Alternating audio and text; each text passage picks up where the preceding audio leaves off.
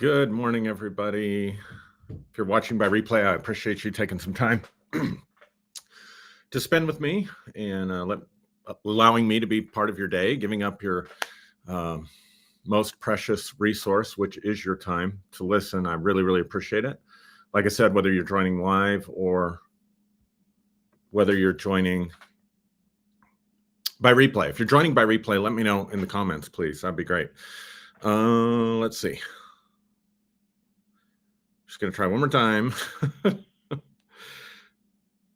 going to have to figure out how to fix this because, yeah, it just doesn't let me set it to public for whatever reason. So I'll share this to the New Day Global group later. And I'm also live on YouTube as well. So running a little bit late. I don't know if anybody's going to be able to join, but I hope so.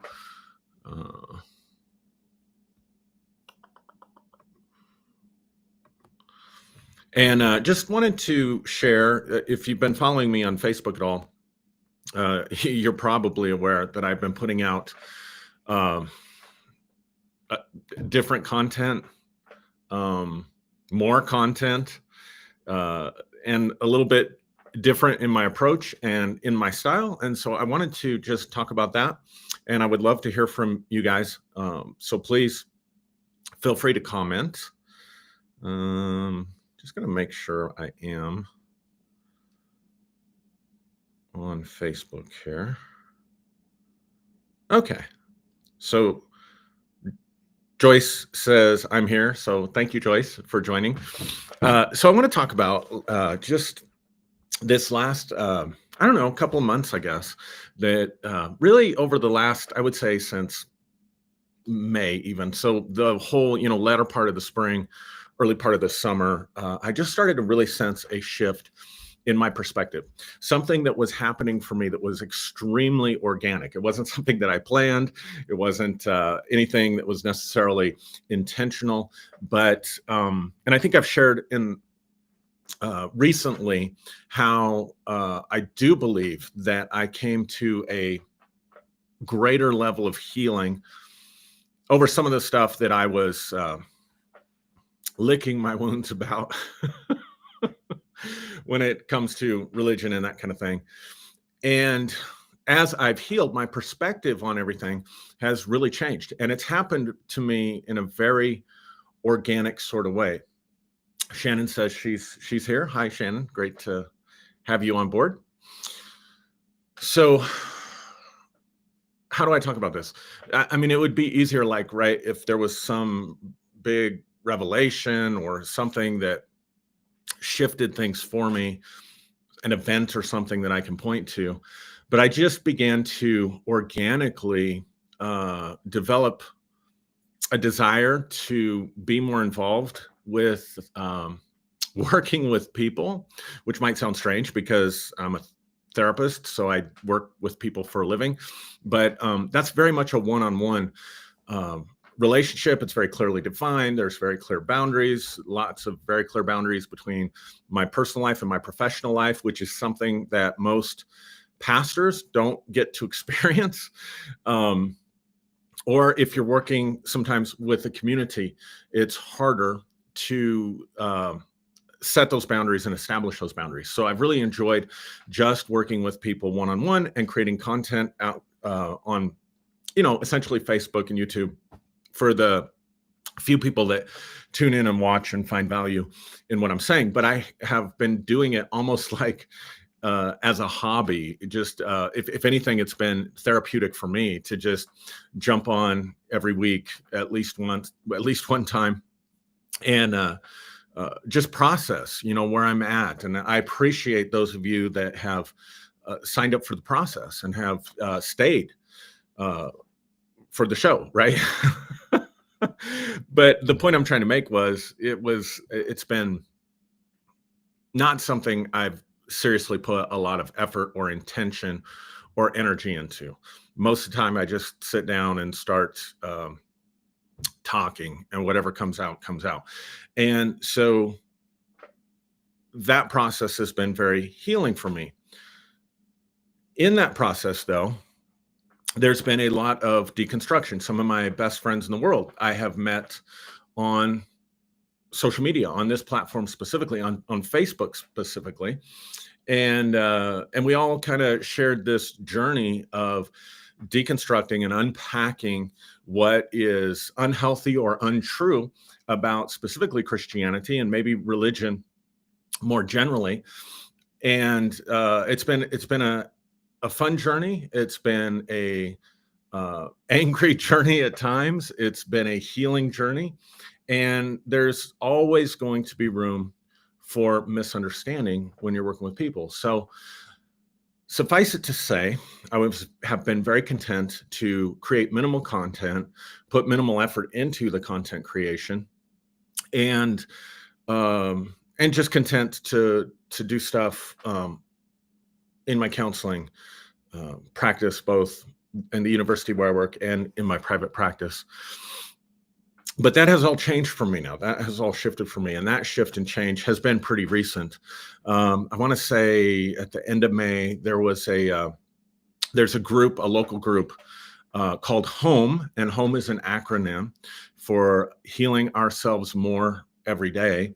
And they're doing lots of things to try to bring community together and build community here in Pueblo, focused around obviously healing ourselves more every day.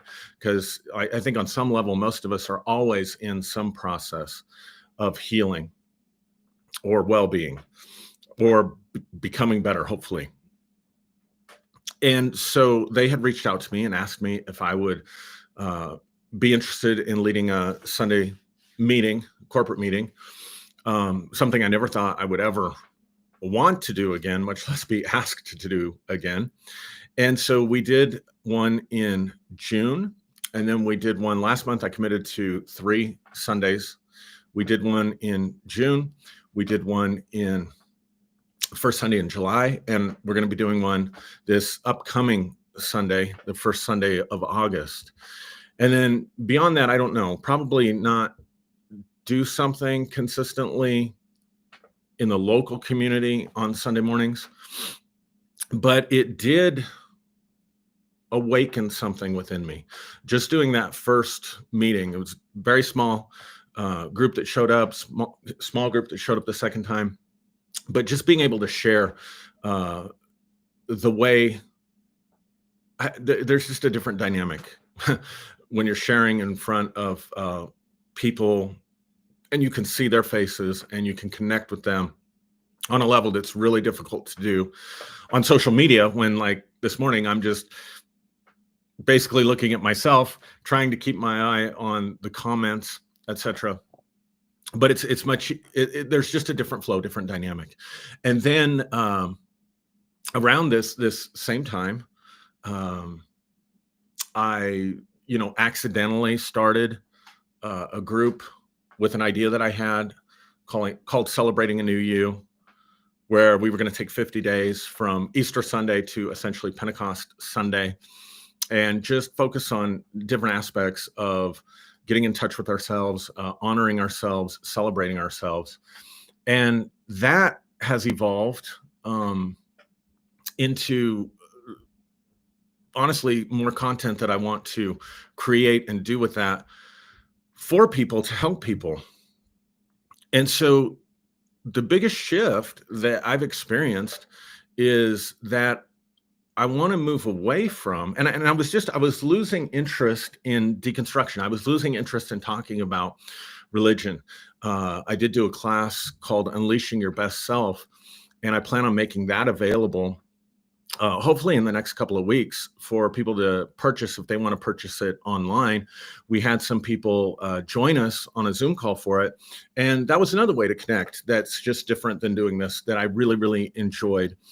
And so all of that to say that I want to create content that's going to be focused around helping people build something, not tear something down. Even the term deconstruction is all about tearing something down. And it is necessary to deconstruct if the construction, the place where you've been living, is too constrictive for you, if it's too small for you. if it can no longer contain you, and by it, I'm referring to your perspective, the way you think about things. So for a lot of us, religion with its rules and its regulations and its dogmas and its approach to various different aspects of our lives became too constricting for many of us. And so a lot of us have been in this process of tearing down and deconstructing, but a lot of us have just stayed there and just camped out there. And I know this is going to piss some people off because they're making their living off of deconstruction. And I'm not directing this at anybody. There's nothing wrong with that, because guess what? There's going to be people who are constantly going through this process. And you may be someone, if you're creating content like this, and you're one of my friends, you're probably someone who is a soft landing for people who are leaving, who are still just figuring this stuff out, who have been limited and constricted with religion, and maybe they were raised with it, or maybe they had it, just fed to them, and they thought it was true, and then they, like so many of us, are just beginning that process of questioning. They're just beginning that process of, maybe the Bible isn't inherently or inerrantly the word of God. And maybe God isn't like what we're told the God of the Bible is, or maybe there's no God at all. And maybe Jesus didn't exist. Maybe, the contradictions in scripture, all that stuff, right? And so there are people, I believe, that are meant to provide and want to provide that transitional space that is safe and that is healing. And that's a very, very important thing. And I'm not even suggesting that people that continue to write about deconstruction or continue to consume content about deconstruction or share content about deconstruction, I'm not even suggesting that they haven't constructed something. But I think for a while, maybe I provided a safe landing for people who were in the deconstruction space. But I just realized that it's time for me to change my approach from one that is tearing something down to one that is building something and providing something that's a way forward, especially for people that want or are seeking a real, genuine spiritual connection that can be validated and proven in their lives.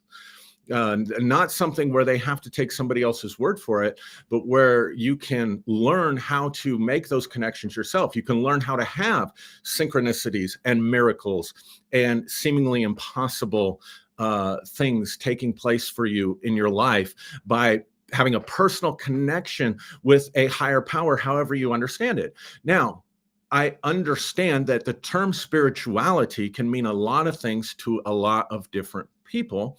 So I want to share what it means to me. And I want to take just a little bit of time and differentiate, in case you have missed when I've done this in the past. I'll do it very quickly if you've already heard me say this, but how we can differentiate between spirituality and religion.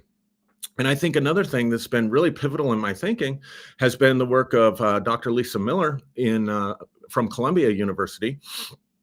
And not just her book, but a lot of published research that she brings forth to the lay person in her book called The Awakened Brain.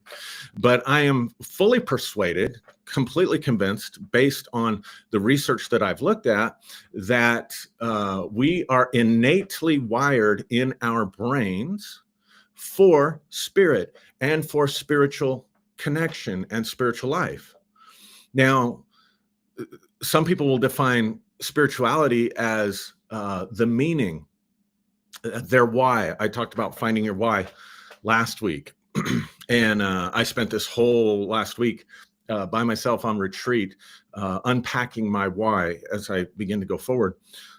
But the studies, the results of these studies, scientific studies, rigorous scientific research, not somebody coming with a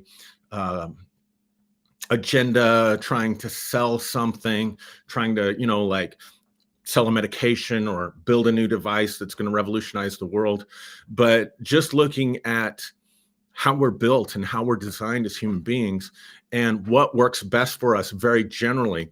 And I am completely convinced, again, by this rigorous research, that everyone is innately wired for spirituality and that everyone would benefit from spirituality. And I don't define spirituality as just your why or just having meaning, although I think meaning is important. I would say that spirituality, the way that I'm talking about it, is that you develop a personal connection with a sense of a higher power. Now, that higher power can be the universe. That higher power can be your higher self. It could be your understanding of God or source or the creator. And surprisingly enough, it can also have religious language attached to it. It could be with Christ. It could be with Jesus. And this is the problem that I have. And I really have a problem with this. I just do. If you know, I'm just explaining myself because I'm making a change in the way I'm approaching this. And I'm trying to explain why. And so that you get to make a choice whether or not you want to continue to follow what I'm doing, or if you're excited about what I'm doing, or if you're just like, okay, it's great for a season, but it's time for me to move on. But it's like, all forms of spirituality are okay. All beliefs are okay, unless we attach the name Jesus to it, or unless we use the term Christ, or we use the term Christ consciousness. There's people that, for some reason, think that that is just innately toxic to people. And I know for sure that it's not. And I think if we differentiate between what is spirituality and what is religion, then we can understand that a person can be spiritual without being religious. A person can be spiritual and be religious. A person can be religious and not spiritual. And a person can be neither religious nor spiritual. But I do think that a lot of us that got involved with our faith and got involved with the church and got involved with Christianity, either we were doing that because we had that personal connection and those experiences, or we were doing it looking for that personal connection and for those experiences. But the key is just a couple of things for me when I'm talking about spirituality. The key is that it's personal. It's your own personal path, because it's your own personal connection to higher powers. And it is experiential. It's something that you experience. It's not something that you just are supposed to experience but don't.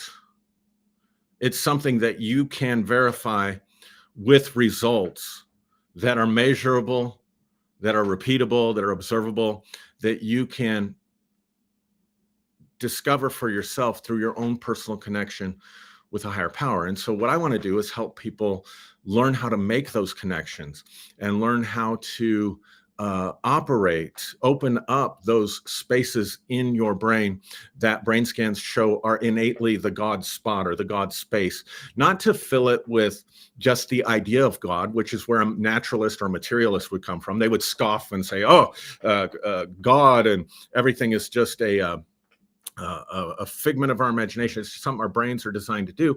But if you don't begin with a dogmatic presupposition or assumption that material reality is all there is, which is a philosophical assumption, it drives me crazy that these guys won't admit that they've got their own biases and their own presuppositions and assumptions that are informing their worldview. And it's fine if you don't want to do that, but then don't criticize people who believe in God or believe in Jesus.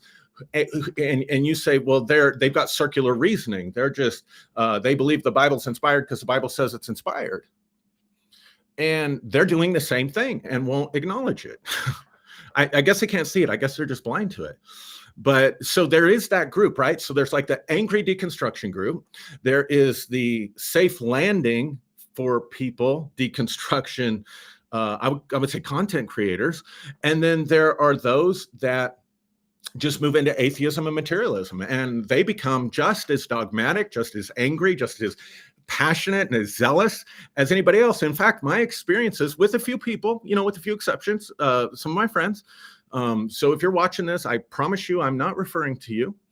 But my experience being online and sharing in the deconstruction spaces is that I would much rather hang out with a group of fundamentalist Baptists than hang out with a group of fundamentalist atheists. I really would, because there's a completely void of spirituality altogether, because they don't believe in anything. Because to believe in something, to believe that materialism is not all there is, and that maybe there is a source or a creator or a God, or that maybe consciousness is fundamental to reality rather than materialism being fundamental to reality. Being base, in other words, base reality is conscious. The universe is conscious. It's intelligent. It's sentient. So it's not just a principle or a law or the way that something is, but actually sentient and benevolent, right? So they don't have any space or any room for that. And so it leaves people with this sort of, once they've deconstructed, either giving up on spirituality altogether, or returning in some sense to Christianity, because that's the only place that they have to look. And so religion is group. It comes from the group. The group tells me what to think. The group tells me how to regulate my life.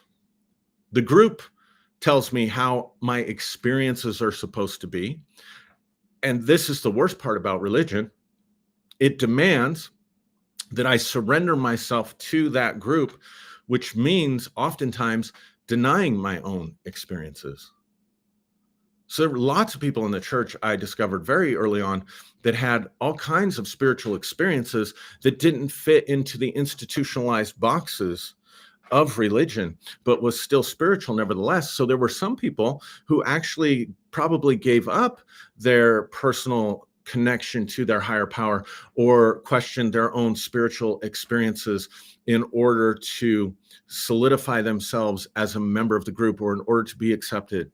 And so it's very possible to be religious, meaning I follow the Bible, I refer to the Bible.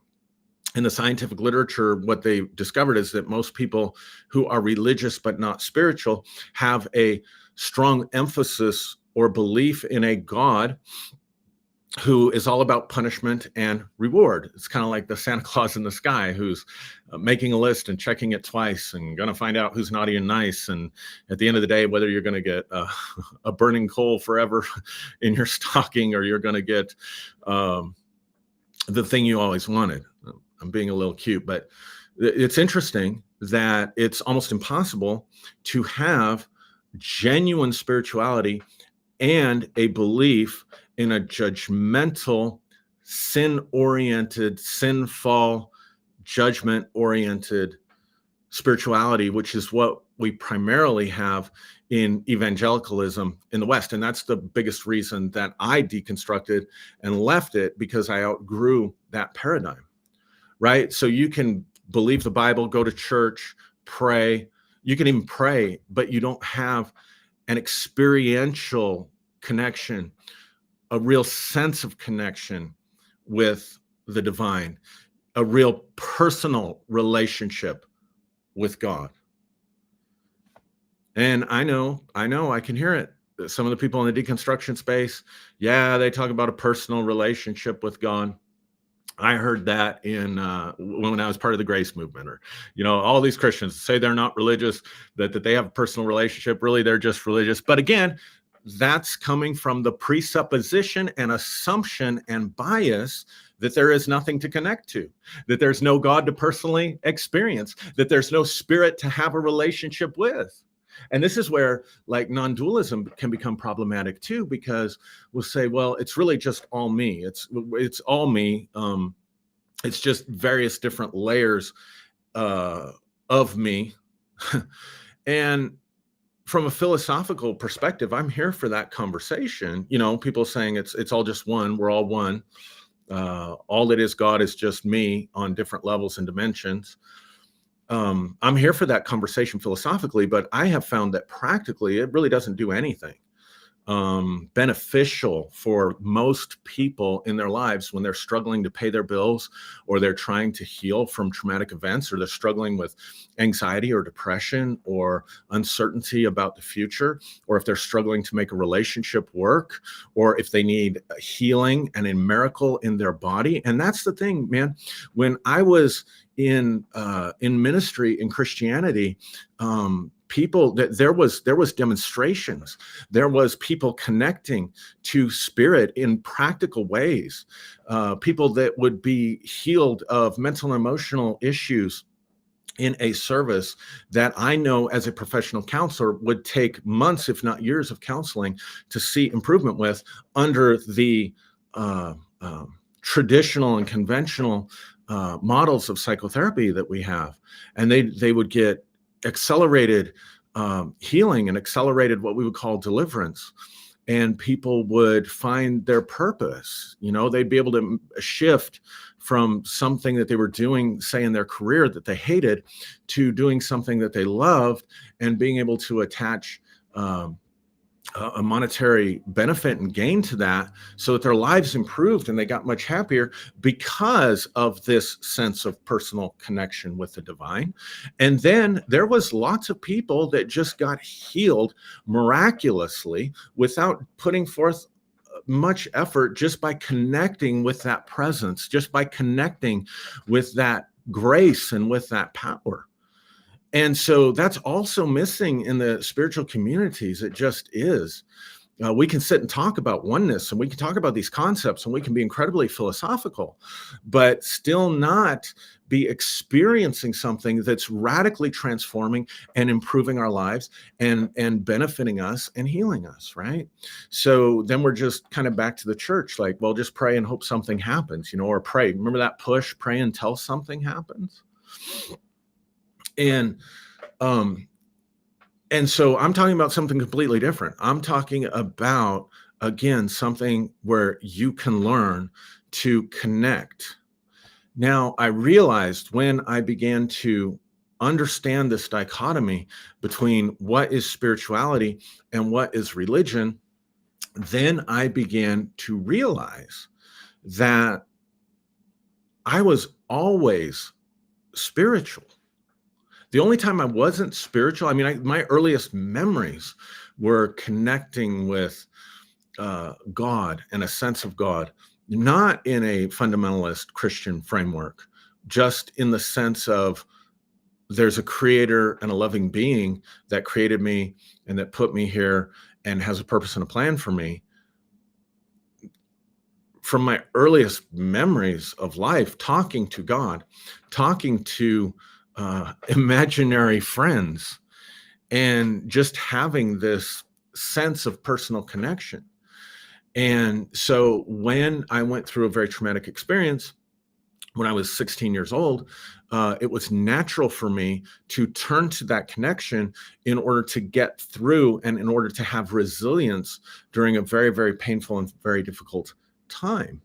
And as a result of that, I leaned very strongly into my spiritual connection, but I didn't necessarily understand it, because I would have experiences that I could not understand, and it was difficult for people to relate to me, and it was very difficult for me to relate to people that had no sense of spirituality in their lives, even if they were very religious. So I went the only place that I knew in a small town, back before the internet, and our Google search was World Book Encyclopedia Set or Encyclopedia Britannica or the Dewey Decimal System in the library, the card catalog or whatever. So I ended up going to church, and then out of that spiritual hunger, I was taught to believe that this personal spiritual connection that I was experiencing is the same as what was written out in the scriptures.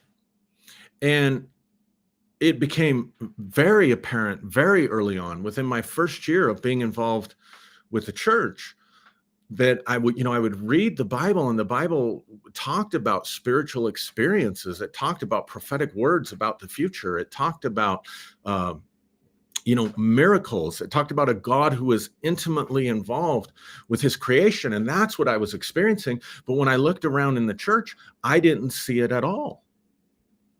And so we got together with a small group of college and career age people, and we would just get together and connect spiritually. We would connect with spirit. We would connect with one another, and we would experience the wildest things, man. Laughing in the spirit before we even knew anything, before Toronto was even a thing, actually, because it predated, our experiences predated that. Or being able to work really sort of group magic on situations where we would see changes occur, then praying for one another and one another being healed, and then going out and I would meet people and I would just have these psychic intuitions and know things, and oftentimes it would scare people. And then for me, having a lot of prophetic dreams and visions, and then trying to talk to people in the church about it, and they couldn't relate to me any more than I could relate to them. And so within a year and a half, myself and our college group that had this spirituality that we were experiencing, this very personal sense of connection to God and to spirit, but it wasn't fitting into their religious boxes. And so they gave us what we used to call the left foot of fellowship, right? So then we got involved with the charismatic church and a word of faith type church. And it wasn't 6 months, it wasn't even, I think, a full year that I was completely shut down, and everyone was told, Aaron has a demon. If you go get with him, you're going to be demonized. And yet, still had this group that was following me. And so then I became a cult leader and all this other stuff. Anyway, all of that to say that my experience with Christianity and religion was never, ever typical, because I started from a place of personal connection with spirit and with the divine, trying to figure out what it meant. And the religious voices and paradigms and boxes were the only map for the territory that I could find at the time. And so that's where I landed, and that's where I ended up. And even then, I discovered that most of the people that came into our church, that came from other churches, did not have a personal connection, did not have personal experiences, did not have verifiable data for their own experiences with God, their own synchronicities, their own answered prayers, their own healings and miracles and things like this. And so that became a passion of mine. My passion became, I want people to experience this. Our mission statement, vision statement was for people to experience the presence and power of Christ and see their lives transformed and to be healed by that healing presence.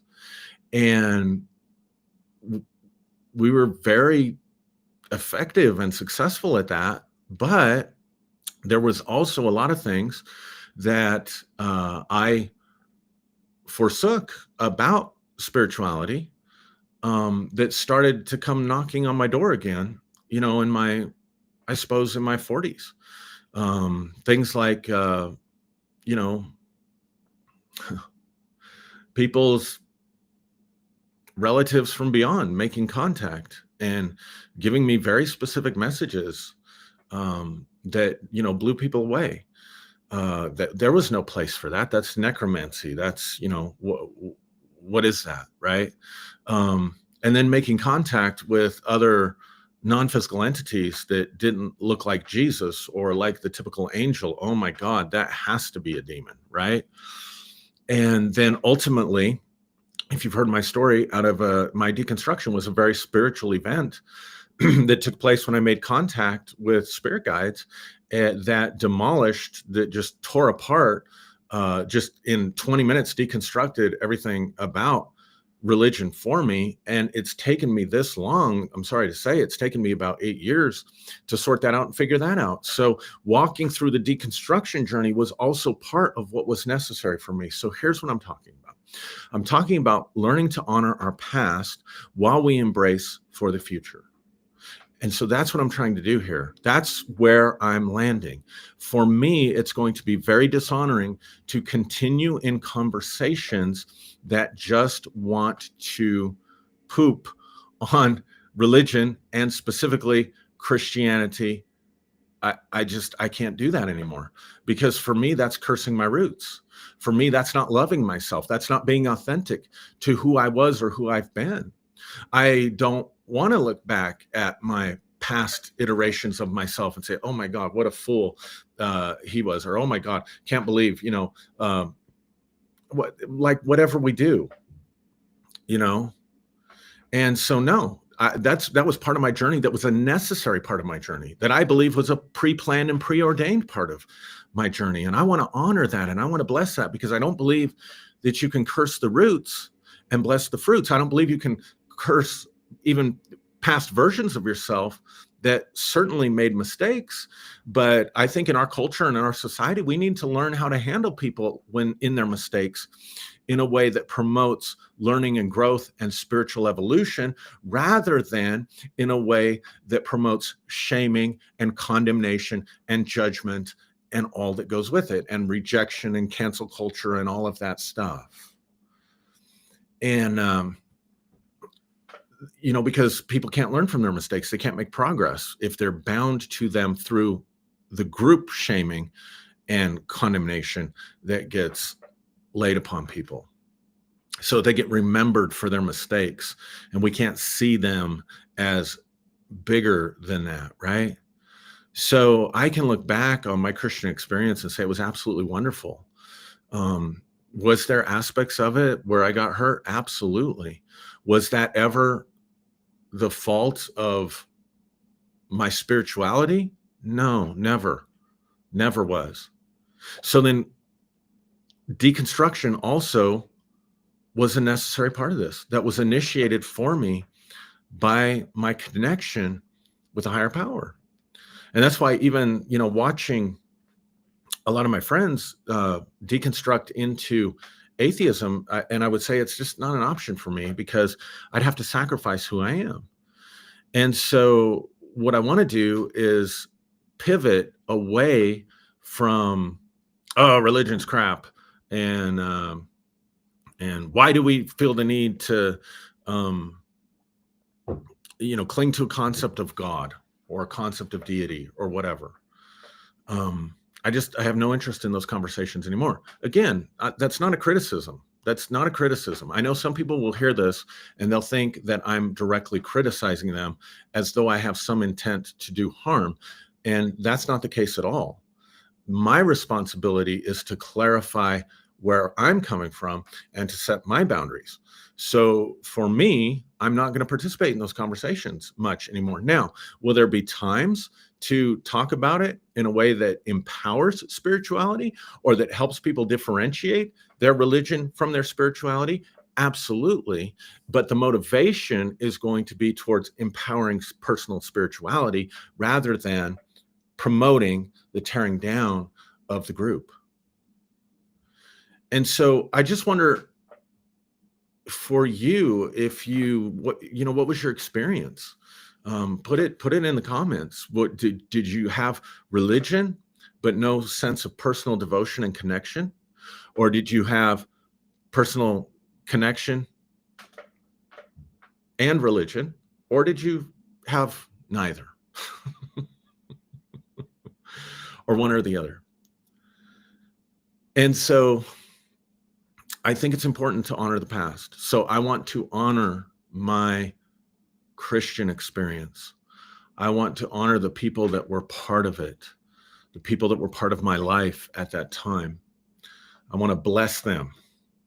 I also want to honor the deconstruction process and every single person that's been a voice, that's been a safe landing, that's been a bridge for me. Barbara Simons was a huge beacon of light and truth for me when I was coming out of Christianity, and really was the only one at that time that helped me preserve my spiritual connection and spirituality. I think if it hadn't been for her, I might have just thrown the proverbial baby out with the bathwater. And the baby here that I'm talking about is that personal spiritual connection. And she's been such a blessing to so many people and such a great voice. And I love what she's doing. And I thank God for her, because without her, I don't know where I would be. And then there were others out there as well. Meeting with Derek Day and doing, Phreology Friday. And then we both realized, that season's over. And I just talked to Derek this week. So, we're looking forward to creating some new and different kind of content, and probably keep it on Friday nights for that as well. But I'm just telling you that I need to embrace a future now that's focused really. So Aaron, what is this going to look like? So where I want to put my focus is specifically around the idea of wellness and helping people find wellness, helping people heal mentally and emotionally. If I look at my skills, if I look at my training, I've been spiritual all my life. I led, co-founded and led a community of people. Then I went and got degrees in psychology and mental health counseling and lots of training there, trainings in NLP and hypnotherapy. And the last year for me has really been a shamanic journey, been an incredible shamanic journey. And I've met some incredible, made some wonderful new friends and mentors and coaches. And so I want to shift towards taking all of that knowledge and all of those skills and creating some content that will be easier for people to consume, so that they can find their path and their connection. Or if they have found their connection, they can strengthen that connection and they can build that connection and learn how to integrate those things more into their lives than what they have in the past. So that's the direction that I want to go for the future. So let me know what you think.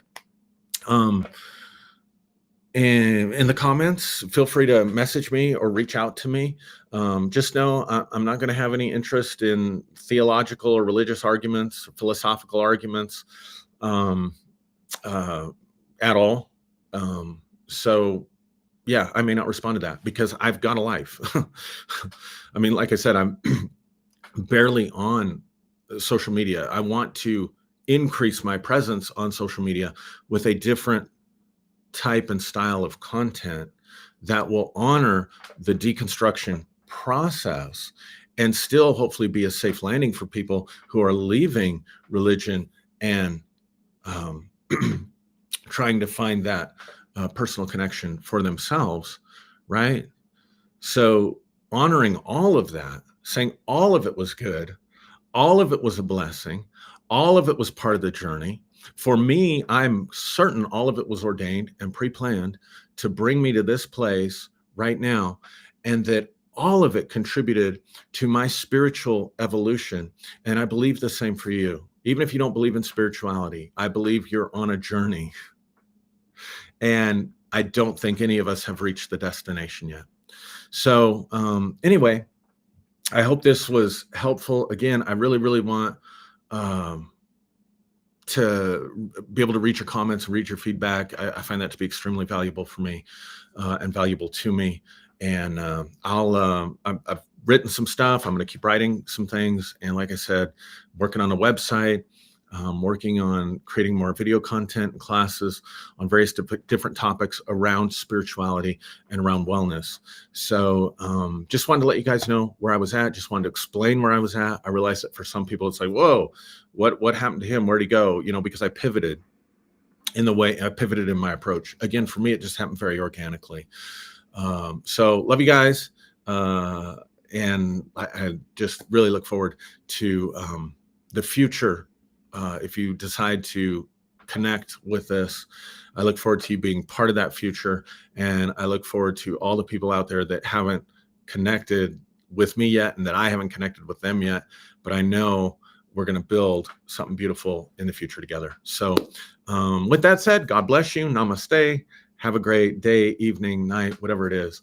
And I will be back for sure next Sunday. We're going to be doing the corporate gathering at least one more time, see how that goes. But we'll be streaming it here at 10 o'clock.